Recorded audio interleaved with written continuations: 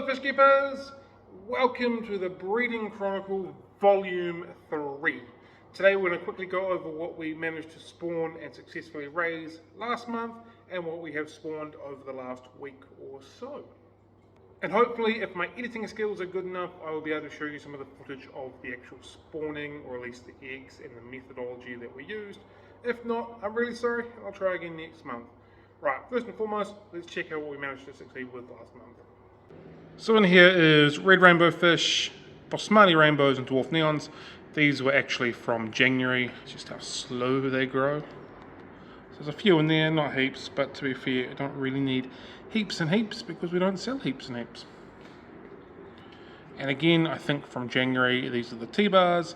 They're growing quite nicely. They're going to need a little bit of colour on them. Maybe come the end of next month, they might be of a sellable size. Nothing in there. In here we've got a single green severum, possibly a golden eye nanocara or two, and a keyhole or two. I think I might have sent the keyholes to the watery grave by putting them in here with some fish that were just a little bit too big. But I guess we'll find out in time. There's only 3 or 4 fish in there. Actually I've just seen 5, so there's more than that. There's 1, 2, there's 2 down there, and another one up there. So we might be lucky, there might be some more in there. Now to the egg scattering fish that we dealt with. We've got the zebra danios in here and some golden white cloud minnows. These guys came in here via the moss, the spawning moss. I didn't realize there were still eggs in here. So you're going to see a very clear difference between having some fish with some decent growing size, decent growing sized aquariums to a smaller one, because these guys didn't get a lot of food given to them because I didn't realize they were there until they were basically showing fry size. I wasn't actively looking for them. Whereas these guys here were actively fed, but they were in a far smaller aquarium. So in here we've got the albino cherry barbs, a couple there, and we've got the zebra danios. There's a couple of random strays. There's a blue rainbow fish there. There's a diamond tetra here. They've just kind of been randomly collected and put in there. But there's a very clear difference in size between these guys here and these guys here. So a bit of extra water volume really makes them grow a lot faster, because this is definitely a case of more water as opposed to more food. And through here we've got our pearl danios and some more golden white cloud minnows. So these are what we managed to spawn last month. We're going to ignore the live bearers and stuff like that. So just the egg scatterers and the egg nest laying fish. So far this month we've had green severums lay eggs, we've had more T-bars lay eggs and hatch fry, and we've had gold laser corridors lay eggs. Obviously the T-bars have managed to have fry, the green severums didn't, and the gold lasers are looking like they're unlikely to be hatching. So as far as the egg laying fish, as opposed to the egg scatterers, 1 out of the 3 have produced so far this month. I have seen the elusive fry in here. I thought I saw it when we first spawned them last month, and then I saw no fry after that, and then I've seen it a couple times since then. I've definitely seen it twice today, at least 1. Hopefully there's a few more in there. I haven't been able to pick it up since I've been standing here. But there's definitely at least 1 flame tetra in here, which I'm stoked about. Hopefully there's 15 or 20 or so in here. But at this point there's only been 1 that I have seen. So this is the method that we used to spawn them. We group spawned all of these fish, well attempted to group spawn, put some plastic mesh, bent it over and put some moss on top of it. In theory the eggs fall down underneath where the fish can't get to. In theory. Definitely some spawns in here where the fish could get to it, so I think they might be potentially minimizing these spawns. But once they're in, once they're prepped, put a towel over top of them so they didn't get spooked with us walking past every single day. And then after 3 or 4 days we took the towel off. Unfortunately the glow lights, we lost a couple. They're the only fish that we did lose in this process. But the rest of them are looking a little bit thinner. Not super thinner, but definitely thinner than when they first came in. Here we have the glow lights and the cardinal tetras. They were definitely looking thinner, the females. Again, not super thin, but a lot thinner than what they were. And then there's the long, thin black widows as well. From this month, saw a lot of eggs. The females definitely looked a lot thinner when they came out. Yet to see fry. I've definitely left the spawning media in there in case there was eggs in there. we'll see how we go. Females and parents were removed on Thursday afternoon, and it is now Monday morning, so we'll just see how we go. So hopefully I've managed to splice in the videos showing the methodology that we used and some of the eggs at the bottom of here. So we've got the black widow long fins that were in here. There was definitely a lot of eggs at the bottom of this. Females and parents came out on Thursday afternoon. It's now Monday afternoon. I'm yet to see a fry, but my eyes are not that good.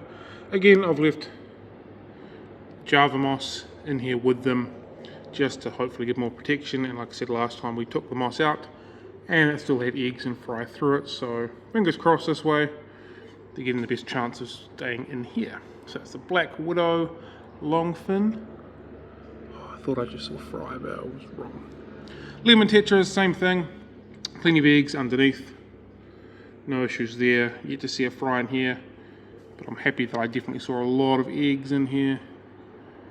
White clouds, didn't see eggs in here. Females definitely looked a lot thinner when they came out. They did have the ability to get underneath the breeding media, but fingers crossed we've still got some eggs out of that. Got some white clouds in here.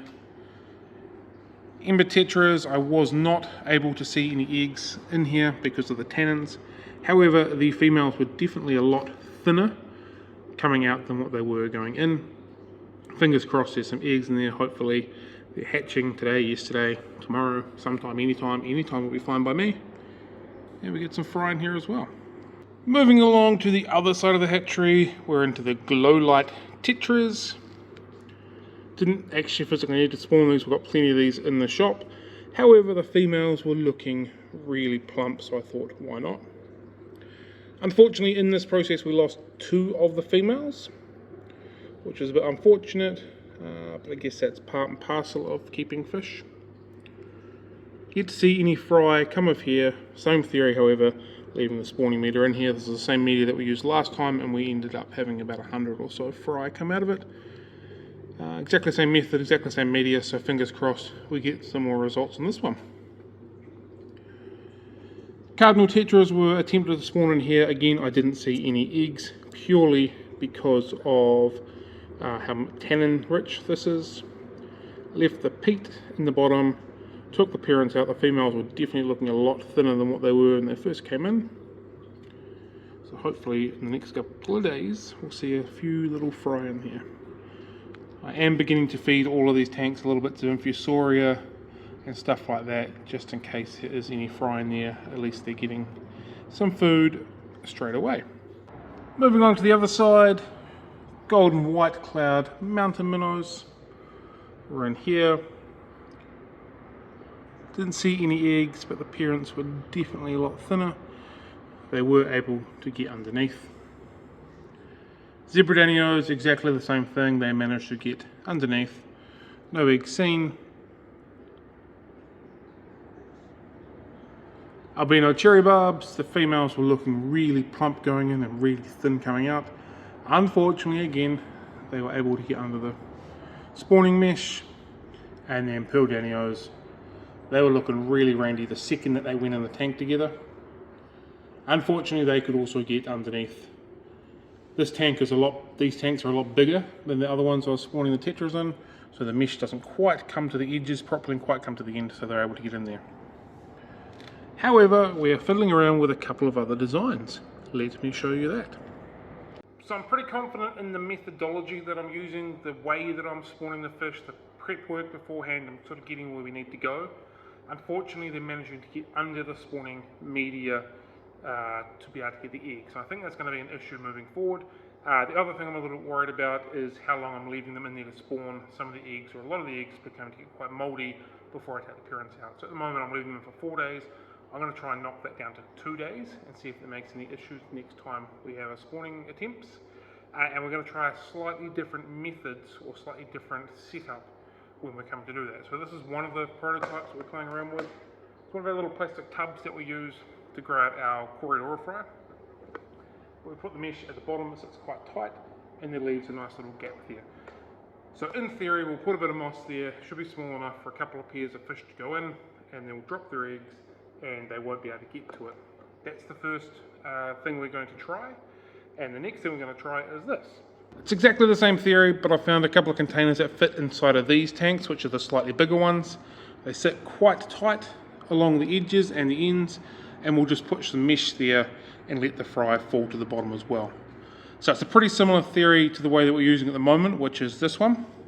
This tank's a lot smaller, so there's no gaps, but the slightly bigger tanks, there's a lot of gaps, which is able to get the fish able to get into here and eat the eggs. So theory being, the fish won't actually be able to get into here and be able to eat the eggs. First concern, of course, this is a steel mesh as opposed to a plastic mesh, but we'll cross that bridge when we have to.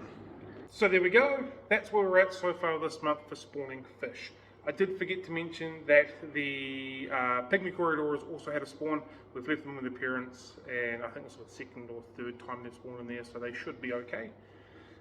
Fingers crossed over the next few days or so we start seeing some fry coming into these tetras and these barb tanks. That'll be fantastic, then we can grow them up. If we do get some fry on them, I'll definitely be doing an updated video between now and our next update, which will be sometime next month as well. So if you're enjoying this, please feel free to give us a like, a follow, a share, and all of that good stuff. And if you've got any questions about the methodology or how we're trying to do this, or what we're actually trying to achieve, please feel free to leave it in the comments down below, and I'll be more than happy to answer any of your questions. Be aware, I'm still very much an amateur at breeding fish, but I'll try and answer your questions as best as I possibly can. Other than that, guys, have a good one, happy fish keeping, and catch you later.